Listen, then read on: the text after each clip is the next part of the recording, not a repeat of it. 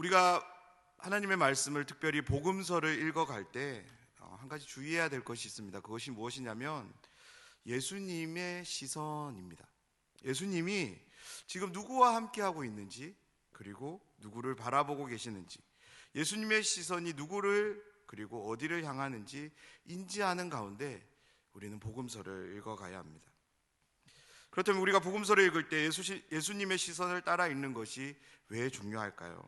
마태, 마가, 누가, 그리고 요한이 기록한 복음서를 세심히 한번 읽어보면 예수님이 하나님 나라 복음을 전하실 때 예수님이 아무런 생각 없이 전하는 것이 아니라 이 말씀을 듣게 되는 대상이 누구인지를 먼저 분명히 하십니다. 그리고 그들에게 필요한 그리고 합당한 말씀을 진리로, 복음으로 전하는 것을 우리는 확인하게 됩니다. 그런데 우리가 예수님의 시선을 발견하는 데 큰 어려움이 있습니다. 어떤 어려움이냐면 예수님께서 때때로 자신의 시선을 숨긴 채로 혹은 다른 곳을 향한 가운데 하나님 나라의 복음을, 진리를 교훈하실 때가 있기 때문입니다. 예를 들어 오늘 본문 다음에 나오는 지난주 수요일에 들었던 말씀의 주인공이 삭개오, 이 사건을 우리가 한번 떠올려 보면 좋겠습니다. 예수님은 삭개오와 만난 이후에 이렇게 말씀합니다. 예수님께서 삭개오를 향해 오늘 구원이 이 집에 이르렀으니 이 사람도 아브라함의 자손이다 라고 말합니다. 예수님의 이 말씀은 1차적으로 삭개오를 향합니다. 그런데요, 예수님의 삭개오의 집에 몰려든 그 많은 사람들, 특별히 그 당시 종교 지도자였던 바리새인들에게 이 말씀은 향하고 있음을 우리는 보게 되고요, 예수님은 그들을 염두에 둬서 하나님 나라를 위해 자신이 이 땅에 왔음을 밝히는 그런 비전에 대한 선언인 것을 우리는 확인하게 됩니다. 그렇기 때문에 우리가 복음서를 읽어갈 때 예수님의 시선을 놓친 채 읽어간다면 우리는 예수님의 마음, 예수님의 의도와는 조금 다른 방향으로, 때로는 전혀 다른 의도로 말씀을 이해할 수 있습니다. 그래서 복음서를 읽을 때 예수님이 지금 누구와 함께하고 있는지가 중요합니다. 누구를 대상으로 말씀하고 있는지를 파악하는 것이 우리에게 중요합니다. 오늘 함께 나누게 되는 누가복음 17장은 16장에 이어서 예수님의 시선이 제자들을 향하고 있습니다. 예수님 주위에는 늘 사람들이 붐볐습니다. 그렇게 몰려든 사람들을 예수님은 귀찮아하지 않았습니다. 꺼려하지 않았고요, 늘 그들을 따뜻하게 반겨주었고 존중했고 그들의 필요를 채워주셨습니다. 줄인 사람에게는 먹을 것을 주셨고 아픈 자들에게는 병고침의 은혜를 주셨습니다. 특별히 하나님 나라의 진리에 대해 목말라 했던 사람들에게는 그들이 이전에는 듣지 못했던 그 하나님 나라의 비밀을 말해 주셨습니다. 주변의 사람들을 돌보는 것만으로도 벅찰 텐데 예수님의 시선은 늘 제자들을 향하고 있음을 우리는 성경을 통해서 확인합니다. 무리들을 향해 복음을 가르치는 그 순간에도 제자들에게 필요한 가르침이 생각날 때 곧장 예수님은 시선을 돌려서 제자들에게 가르침을 주셨습니다. 17장 말씀도 예수님께서 제자들에게 특별히 가르쳐야 될 무언가가 있었던 것 같습니다. 그래서 예수님은 자신의 시선을 다시금 제자들에게 고정시키십니다. 사랑하는 여러분, 누가에 의해 기록된 이 누가복음은 다른 복음서보다 예수님의 시선의 이동이 더 선명하게 우리가 볼 수 있는 복음서인데요, 그래서 예수님의 시선을 따라가면서 누가복음을 읽어가며 누가복음이 우리에게 들려주는 하나님 나라의 복음을 더욱더 생생하게 엿볼 수 있습니다. 그렇다면 예수님은 제자들에게 무엇을 가르치시기 위해서 예수님의 시선을 다시 한번 제자들에게 향하고 있을까요? 오늘 본문 말씀인 누가복음 17장 1절에서 10절은 전혀 어울리지 않는 세 가지 상황을 우리에게 소개합니다. 용서에 대한 이야기가 나오고요, 실족에 대한 이야기도 나옵니다. 믿음에 대한 이야기가 나오고, 그리고 마지막은 수발드는 종에 대한 비유로 이야기는 마칩니다. 오늘 말씀을 그냥 읽어보면 이 세 가지 상황에서 개연성을 찾기란 쉽지 않습니다. 소개되는 이 세 가지 상황들은 전부 따로따로 우리에게 여겨지기 때문입니다. 실족과 용서에 대한 이야기를 하다가 갑자기 믿음을 더해달라는 이야기가 나옵니다. 그러다가 수발드는 종에 대한 이야기로 마치는 것이 오늘 본문의 흐름입니다. 그런데 저는 이 말씀을 준비하면서 곰곰이 묵상하는 가운데 오늘 말씀은 예수님이 제자들에게 무언가를 가르치시기 위해서 특별히 만드신 한 편의 설교라는 생각이 들었습니다. 설교의 구조는 이렇습니다. 5절, 6절이 중심 주제이고요. 그것을 설명하기 위해서 1절에서 4절을 이야기합니다. 그리고 5절, 6절 중심 주제의 적용을 위해서 7절과 10절을 이야기합니다. 예수님이 제자들을 위해 특별히 준비하신 설교의 주제는 믿음입니다. 조금 더 구체적으로 말한다면 실천하는 믿음입니다. 예수님이 오시기 전까지 이 세상에는 단 하나의 세상만 존재했습니다. 하지만 예수님이 오심으로 인해 또 다른 세상이 펼쳐졌는데요. 그것은 바로 믿음의 세상이었습니다. 예수님은 제자들에게 계속적으로 그들이 만들어 가야 하는 나라, 그 나라가 어떠한 나라인지를 가르치셨는데요. 그 나라는 바로 믿음이 작동되는 나라, 믿음이 함께하는 세상, 믿음으로 살아가는 그 세상을 예수님은 제자들에게 가르치셨습니다. 오늘 말씀 역시 믿음을 가르치시기 위한 예수님의 말씀입니다. 그런데요, 누가복음 전체를 통해서 그리고 다른 복음서를 통해서도 우리가 확인할 수 있는 것은요, 앞서 말씀드린 것처럼 예수님은 제자들을 향할 때도 있지만 그 주변에 함께하는 모든 사람들도 의식하는 가운데 진리의 말씀을 전하신다는 겁니다. 그래서 오늘 말씀 역시 제자들을 향하는 동시에 주변에 함께했던 사람들, 특별히 바리새인이라는 그 사람들을 염두에 두고 예수님이 이 말씀을 제자들에게 가르치십니다.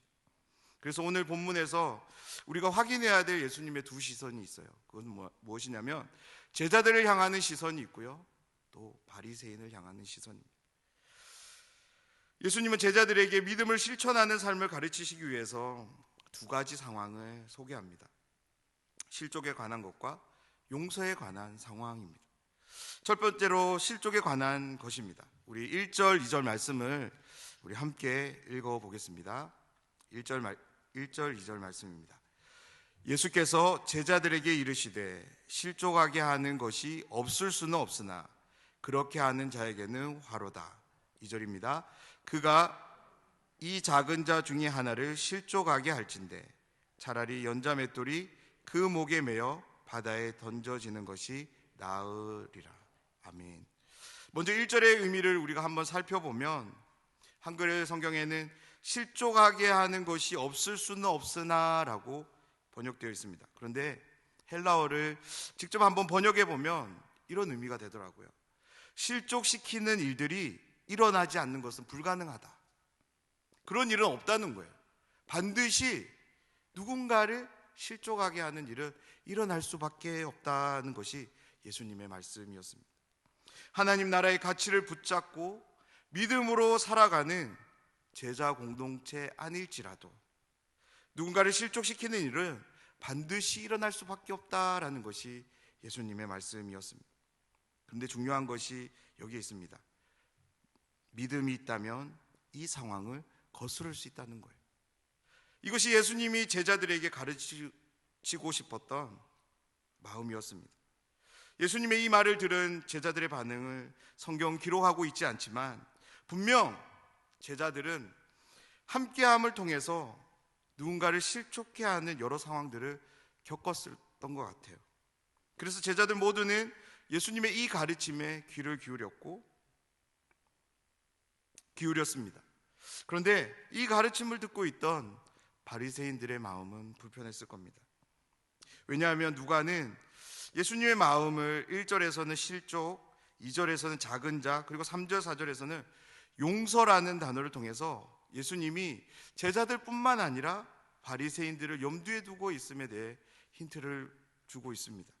왜 이것이 힌트가 되냐면 예수님 당시 바리새인들의 모습 속에서 실족하는 것과 누군가를 용서하는 것과 이 모든 것들은 상당히 관련된 삶의 모습이었기 때문입니다. 예수님 당시 바리새인들은 자신들이 가지고 있었던 종교적인 열심, 그들은 완전하다고 생각했던 그 의로움을 잣대로 수많은 사람들을 정죄하고 실족해 하는 일들이 빈번했던 것 같습니다. 그래서 아무것도 하지 않았는데 바리새인 앞에만 서면 죄인이 되어버리는 것이 예수님 당시의 모습이었습니다. 실족이라는 헬라어의 의미는 덫을 놓는다입니다. 새나 토끼를 사냥하기 위해 덫을 놓는 것처럼 바리새인들은 자신의 신앙의 잣대를 덫으로 사용해서 무수히 많은 사람들을 걸려 넘어지도록 한 것입니다. 왜 그렇게 했을까요? 자신들의 의로움을 더 높이기 위함 때문이었습니다. 특별히 작은 자들을 실족해 하는 일은 더욱더 많았던 것 같습니다. 예수님 먼저 믿음을 가지고 함께 어울려 지내는 제자 공동체 안에 바리새인들이 누군가를 실족해 하는 이 모습이 없기를 바라셨던 것 같습니다. 자신들이 만든 열심, 신념 등 어떤 형태로든 그것들을 가지고 함께하는 사람들을 실족하게 하는 모습이 없기를 바라셨던 것 같습니다. 설령 누군가를 실족하게 하는 상황이 생겼을 때 믿음을 발휘하여 그 상황을 극복하기를 예수님은 원하셨던 것 같습니다. 그리고 예수님은 자신들이 누군가를 실족시키고 있는지도 알지 못한 채 자신들의 열심에 갇혀 살아가는 바리새인들에게 이 말씀을 통해서 경고하고 있는 것입니다. 왜냐하면 누군가를 실족하게 하는 것은 믿음으로 살아가야 되는 나라, 하나님 나라의 가치에 절대적으로 부합되지 않기에 예수님은 이렇게 말씀하고 있는 것입니다. 사랑하는 여러분, 하나님 나라는 의와 사랑의 나라인 줄 믿습니다. 누군가를 사랑하면서 누군가를 실족할 수 있을까요? 하나님의 의를 이루기 위해서 누군가를 넘어뜨리고 상처 주는 것이 과연 합당한 일일까요? 성경은 단언합니다. 그것은 절대 그렇지 않다고. 누군가를 실족하게 하는 것은 결코 믿음으로 살아가는 하나님 나라와 함께 할 수 없는 삶의 모습이라고 성경 우리에게 말씀합니다. 예수님은 누군가를 실족하게 하는 것이 믿음을 실천하는 삶에 합당하지 않기에 강력하게 한 가지를 더 말씀하시는데요. 그것이 2절 말씀입니다. 그가 이 작은 자 중에 하나를 실족하게 할진대 차라리 연자맷돌을 그 목에 매어 던져지는 것이 나으리라. 연자맷돌을 목에 매어 바다에 던져지면 어떻게 될까요? 물속에서 죽게 되겠죠. 예수님은 실족하게 만드는 행동, 특별히 작은 자에게 이러한 실족이 일어나는 것에 대해서 굉장히 무겁게 다루고 있음을 보게 됩니다. 여기에 나오는 작은 자는 단순히 나이가 연소한 그런 사람을 의미하지 않습니다. 그냥 단순히 어린 사람을 의미하지 않습니다. 사회적 약자로서 가난하고 죄인이고 세리, 탕자, 맹인 등과 같은 신체적인 어려움을 가진 모든 자들을 통칭하는 당시의 말이었습니다. 바리새인들의 종교적인 기준은 특별히 이런 작은 자들에게는 더욱더 가혹한 잣대로 제시되었을 겁니다. 사나운 덧날은 작은 자들의 발목을 삼켰고 그들을 넘어질 수밖에 없게 했을 것입니다. 그러하기에 예수님은 작은 자들에 가해지는 이 실족에 대해서 경고하고 계시는 것입니다. 두 번째 상황은 용서에 관한 것인데요. 우리 3절 4절 말씀을 함께 읽어보겠습니다. 너희는 스스로 조심하라. 만일 내 형제가 죄를 범하거든 경고하고 회개하거든 용서하라. 만일 하루에 7번이라도 내게 죄를 짓고 7번 내게 돌아와 내가 회개하노라 하거든 너는 용서하라 하시더라. 아멘. 예수님은 제자들에게 자신을 믿고 따르는, 다시 말해서 믿음을 소유한 제자가 하나님 나라를 살아감에 있어서 마땅히 가져야 될 삶의 태도로 용서하는 삶을 말씀합니다. 그리고 이 말씀은 바리새인들에게도 향했는데요. 당시 바리새인들에 대한 예수님의 평가는 모세의 자리에 앉은 자라는 평가였습니다.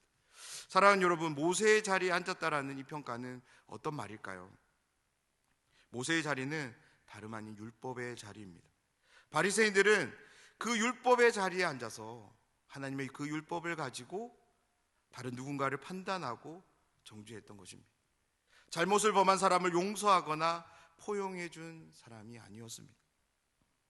예수님 모세의 자리에 앉은 바리새인들에게 이렇게 이야기하는 거죠. 율법의 자리는 약자를 돕는 자리이며 용서하는 자리라고 말씀합니다.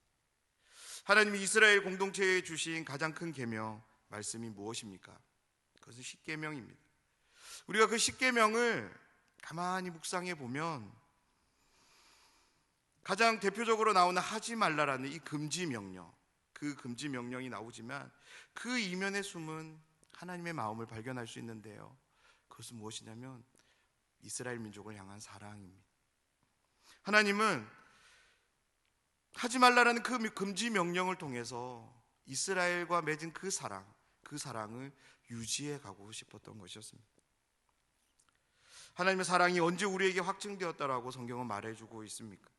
성경은 예수님께서 십자가의 죽으심을 통해 우리를 향한 하나님의 사랑이 확증되었다라고 말씀합니다. 사랑하는 여러분, 예수님이 달려 죽으신 십자가, 그 십자가에는 다름 아닌 하나님의 용서가 함께합니다. 그 용서를 통해 우리는 하나님께 나아갈 수 있게 되었고요, 비단 우리만 그럴까요? 그렇지 않습니다. 예수님을 따르는 제자들, 그리고 예수님을 거스르는 바리새인들을 비롯하여 온 인류가 예수님의 그 십자가 안에 있는 그 하나님의 용서와 함께하는 줄 믿습니다. 4절에 보면 용서의 정도에 대해서 예수님의 말씀이 나오는데요, 평행 본문인 마태복음에 보면 베드로가 예수님께 당당하게 이렇게 얘기합니다. 7번 용서하면 될까요? 라고 말합니다.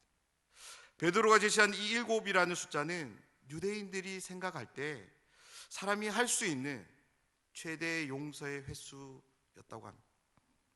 다시 말해서 베드로는 자신이 할 수 있는 수를 말한 게 아니고요, 유대인이라면 가능한 모든 가장 높은 수를 예수님께 말합니다. 우리가 한 가지 상황을 한번 가정해 보면 좋겠습니다. 누군가가 여러분에게 잘못을 끼쳤어요. 여러분, 그 사람을 몇 번까지 용서해 주실 수 있을까요? 그냥 저에게 조금 적용해서 한번 생각해 봤습니다. 한 2번까지는 용서가 쉬울 것 같아요. 그럴 수 있지. 근데 3번부터 조금 힘들어질 것 같습니다. 그렇지만 3번도 어떻게든 용서할 수 있을 것 같아요. 그런데 3번이 넘어가면서부터는 좀 마음에 새겨질 것 같아요. 그러면서 솔직하게 말씀드리자면 4번부터는 좀 용서가 안 될 것 같아요. 그냥 저 사람은 그런 사람인 거야 라고 그냥 마음에서 이렇게 잘라내는 일이 있을 것 같습니다. 죄송합니다. 베드로도 어쩌면 이런 마음이 있지 않았을까요? 하지만 예수님 앞에서 자신이 할 수 있는 최대한의 그 횟수를 말했습니다. 어쩌면 예수님으로부터 칭찬이 올 거라는 그런 기대를 가지고 이런 7번이라는 횟수를 말했을지도 모르겠습니다. 그런데 베드로에게 돌아온 예수님의 대답은 무엇입니까? 7번을 70번까지 하라는 말씀이었습니다. 쉽게 이야기하면 횟수 제한 두지 말고 계속 해줘라는 거예요. 예수님의 이 말씀을 들었을 때 제자들은 한결같이 예수님을 향해 이렇게 요청합니다. 5절 말씀인데요, 사도들이 주께 여짜오되 우리에게 믿음을 더하소서 하니. 예수님의 말씀을 들은, 특별히 용서에 관한 말씀을 들은 제자들은 한 목소리로 예수님께 답합니다. 뭐라고 답합니까? 우리에게 믿음을 더해달라고 답합니다.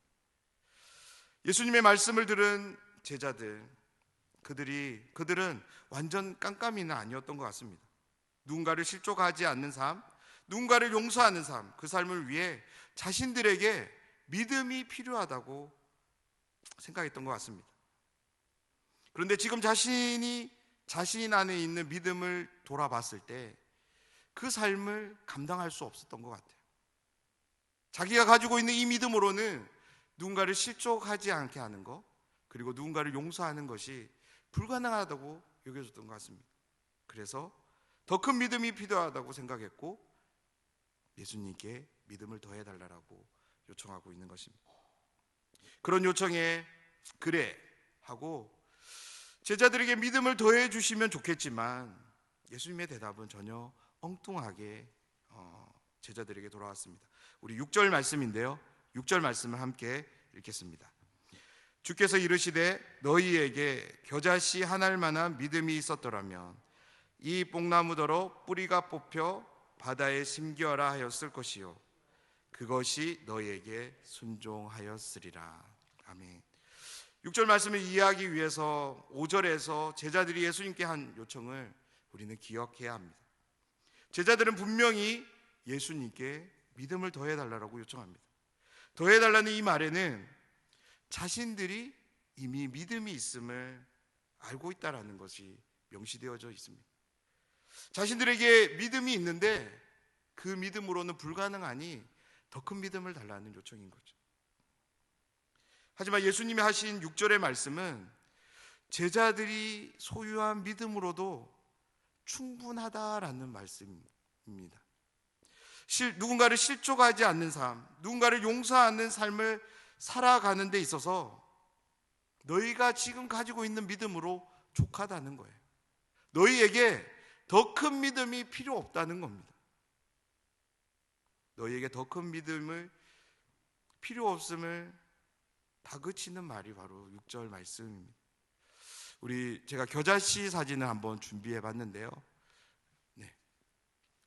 인터넷에서 제가 구글에서 겨자씨를 찾으니까 이 사진이 제일 처음 나오더라고요. 저만한 씨앗이 바로 겨자씨입니다. 예수님은 이 조그만 겨자씨, 이 겨자씨 크기만한 믿음이 있다면 어떤 일이 일어난다라고 말합니까? 뽕나무더러 뿌리가 뽑혀 바다에 심겨라 하면 그렇게 순종하는 상황이 일어난다라고 말씀합니다. 뽕나무는요, 유대 사회에서 굉장히 튼튼한 나무를 의미해요. 왜냐하면 뽕나무는 다른 나무에 비해서 뿌리를 아주 깊이 내린다고 해요. 그래서 뽕나무를 뽑는 것은 유대 사회에서 아주 어렵고 힘든 일을 비유적으로 표현할 때 이 말을 사용했다고 합니다. 뽑아내기도 힘든 나무를 바다에 심는 것은 기괴한 일이죠. 다른 땅에 심는다면 뭘까? 바다에 심는 일은 불가능한 일이죠. 해서는 안 되는 일이죠. 함께 더불어 살아가는 공동체 안에서 누군가를 실족하는 일이 일어나지 않는 것은 예수님의 이 말씀처럼 불가능해 보였습니다. 그런데요, 그런 불가능한 일을 겨자씨만한 믿음이 있다면 할 수 있다라고 예수님은 제자들에게 용기를 주고 계시는 거예요. 분하고 억울하고 도저히 용기가 나지 않지만 그래서 누군가를 용서하는 일이 뽕나무를 뽑는 것처럼 바다에 심는 것처럼 내 삶에 너무나도 힘들고 비현실적인 상황으로 다가오지만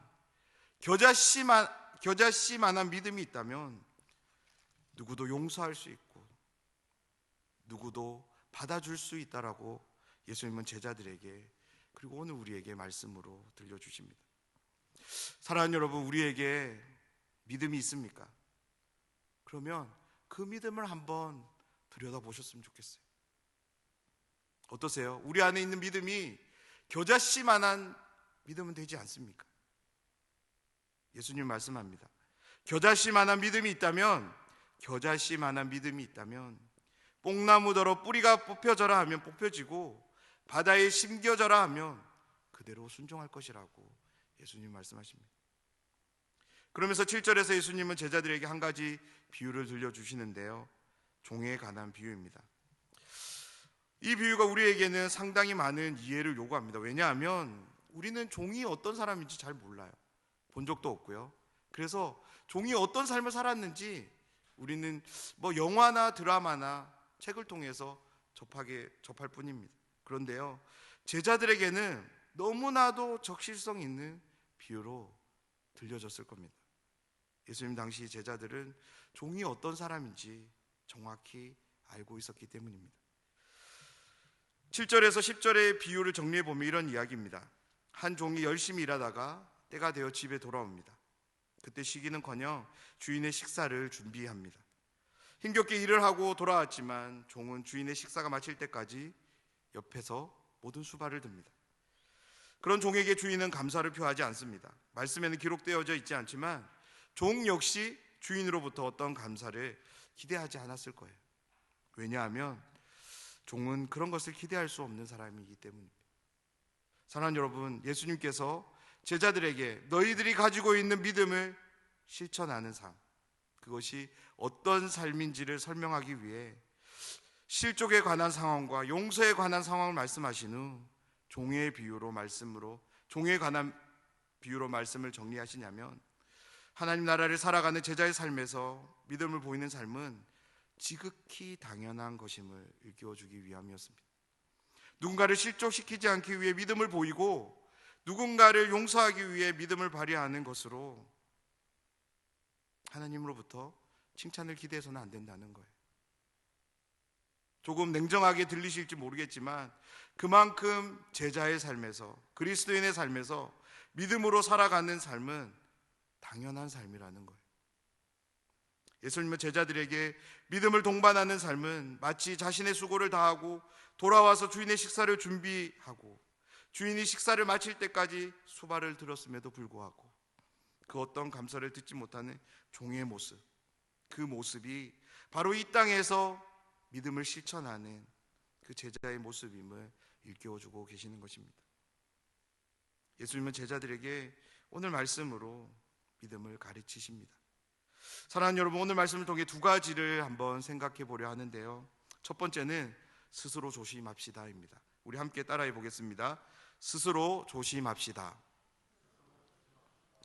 하나님은 교회를 세우시고 저와 여러분을 하나님의 선한 일을 위해 교회로 불러 모아 주셨습니다.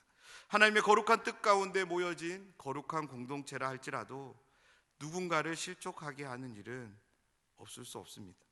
함께 일을 하다 보면 의견이 틀어질 때가 있습니다. 그래서 적잖은 언쟁이 있을 수도 있어요. 왜냐하면 우리 안에 있는 성격도 성향도 특별히 은사가 다양하기 때문입니다. 서로 다르기에 그런 불협화음은 언제나 우리와 함께 합니다. 반드시 이런 상황이 우리와 함께 할 수밖에 없습니다. 오늘을 시작으로 만약 우리의 삶 속에 어떤 이런 불편한 상황이 생겼을 때 오늘 이 말씀에 귀를 기울였으면 좋겠습니다. 3절 말씀인데요. 너희는 스스로 조심하라. 내 스스로가 조심해야 합니다. 무엇에 대해서요? 누군가를 실족하게 하는 일에 대해서 우리는 스스로 조심해야 합니다. 실족이 덫을 놓는 거라고 말씀드렸습니다. 사랑하는 여러분, 오늘을 시작으로 우리가 누군가에게 피해를 당했다 할지라도 누군가를 넘어뜨리기 위해서 덫을 놓는 그런 마음의 결정이 우리 안에서 일어나지 않도록 우리는 스스로 조심해야 될 줄 믿습니다. 그런 생각이 우리의 뇌리에서 사라지게 해야 될 줄 믿습니다. 혹여나 사탄이 우리의 마음에 불씨를 주고 갔다면 성령의 바람이 소화기가 되어서 그 불씨를 꺼뜨려 주시기를 우리가 함께 기도하면 좋겠습니다. 이 시간 이렇게 한번 따라해 보면 좋겠습니다. 나에게는 믿음이 있습니다. 나에게는 믿음이 있습니다. 그렇습니다. 우리에게 믿음이 있습니다. 믿음이 있다면 예수님이 어떤 일이 일어난다라고 말했습니까? 우리에게 정말로 불가능한 일, 현실로 함께할 수 없는 그 일들이 우리에게 이루어질 거라고 말씀하고 있습니다. 실족하게 하는 일이 없을 수는 없습니다. 그런데요, 우리에게 있는 그 믿음을 우리가 붙잡는다면, 우리가 그 믿음을 실천하고 스스로 조심할 수 있다면 우리는 그 상황을 거스를 수 있게 될 줄 믿습니다. 그런데 문제는 나만 조심한다고 해서 그 문제가 해결되지 않는다는 거예요. 예수님이 하신 다음 말씀이 중요한데요. 먼저는 우리 중에 어떤 잘못을 한 사람이 있다면, 만약에 그것이 나라면 나의 잘못이 무엇인지를 빨리 깨닫고 잘못을 범한 사람에게 찾아가서 용서를 구해야 될 줄 믿습니다. 또 다른 하나는 누군가가 용서를 요청해 오면 하루에 7번을 잘못하고 찾아와서 회개하고 내가 용서를 구합니다 라고 한다면 기꺼이 용서해 줄 수 있는 믿음이 우리의 믿음이 되기를 소원합니다. 사랑하는 여러분, 우리 안에서 잘못을 인정하고 용서를 구하고 용서를 구하는 분들을 따뜻하게 포용하며 용서하는 공동체가 우리의 공동체가 된다면 하나님이 더 기뻐하시는 아름다운 교회가 될 줄 믿습니다. 그런데 이 두 가지를 실천한다는 것은 정말로 어려운 일입니다. 도저히 불가능해 보입니다. 그런데 우리에게 무엇이 있습니까? 우리에겐 믿음이 있습니다. 내 힘으로 내 능력으로는 할 수 없어요. 불가능한 일입니다. 그런데 우리에게 역사하는, 우리 안에서 역사하는 이 믿음, 우리가 이 믿음을 굳게 붙잡는다면 어렵지만 가능한 상황으로 우리와 함께 할 줄 믿습니다. 두 번째는 믿음을 보이는 것은 우리에게 당연한 일입니다. 우리 함께 따라해 보겠습니다. 믿음을 보이는 것은 우리의 당연함입니다. 우리의 당연함입니다. 사랑하는 여러분, 다시금 예수님이 말씀하신 종의 모습을 한번 떠올려 보셨으면 좋겠습니다. 하루 종일 떼약볕에서 수고했습니다. 해가 져서 힘겹게 집에 돌아왔어요. 지친 몸을 쉬기는커녕 주인의 식사를 준비해야 합니다. 종의 수고를 헤아려 함께 앉아 식사하자고 해주면 좋겠지만 이건 어디까지 우리의 생각이지 주인은 절대 그러지 않습니다. 주인이 식사를 마칠 때까지 종은 정성껏 수발을 듭니다. 9절에서 예수님은 이렇게 말씀합니다. 명한 대로 하였다고 종에게 감사하겠느냐. 절대로 주인은 종에게 감사하는 그런 일은 없을 거라는 거예요. 왜냐하면 이 모든 행동들은 종의 의무이기 때문입니다. 우리나라에도 국민으로서 지켜야 할 의무가 있습니다. 납세의 의무가 있고요, 근로의 의무가 있고 교육의 의무가 있습니다. 남자들에게는 국방의 의무가 있습니다. 내가 이 의무를 다했다고 해서 국가가 나에게 감사하다라는 말을 안 합니다. 또 우리도 국가로부터, 나라로부터 칭찬을 기대하지 않습니다. 왜냐하면 이것은 대한민국 국민된 사람으로서의 의무를 다하기 때문에, 의무이기 때문입니다. 제자에게 있어서, 그리스도인에게 있어서 믿음은 의무입니다. 그래서 우리가 믿음을 선보이는 삶을 산다고 해서 우리는 어떤 칭찬도 기대해서는 안 됩니다. 신자가 믿음으로 살지 않는다면 그것은 신자가 아닙니다. 10절에서 예수님은 이렇게 정리하는데요, 10절 말씀을 제가 읽어드리겠습니다. 이와 같이 너희도 명령받은 것을 다 행한 후에 이르기를 우리는 무익한 종이라 우리가 하여야 할 일을 한 것뿐이라 할지니라. 아멘.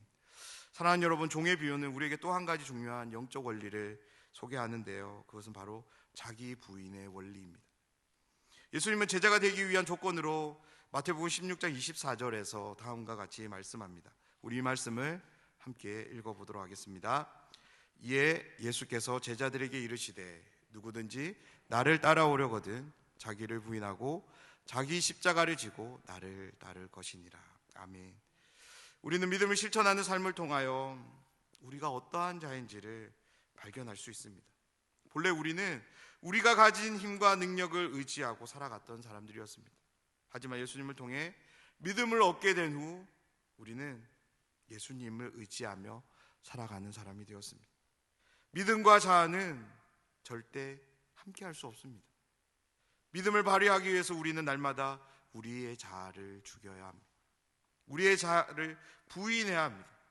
자기를 부인하지 않는 사람은 결코 믿음을 실천할 수 없습니다. 사랑하는 여러분, 오늘 말씀을 통해서 우리 안에 있는 믿음이 다시 한번 확인할 수 있는 시간이 되었으면 좋겠습니다. 우리 안에 있는 믿음이 잠자는 믿음이 아니라 우리의 자아를 뚫고 우리의 삶에 영향력을 끼쳐가는 믿음이 되길 소원합니다. 불가능한 상황을 가능한 상황으로 바꾸는 믿음, 이 믿음을 통해 모든 것을 감당했음에도 불구하고 아무것도 바라지 않는 그런 무익한 종이라, 나는 무익한 종이라 할 일을 했을 뿐입니다 라고 고백할 수 있는 믿음이 저와 여러분의 믿음이 되기를 주님의 이름으로 축원합니다.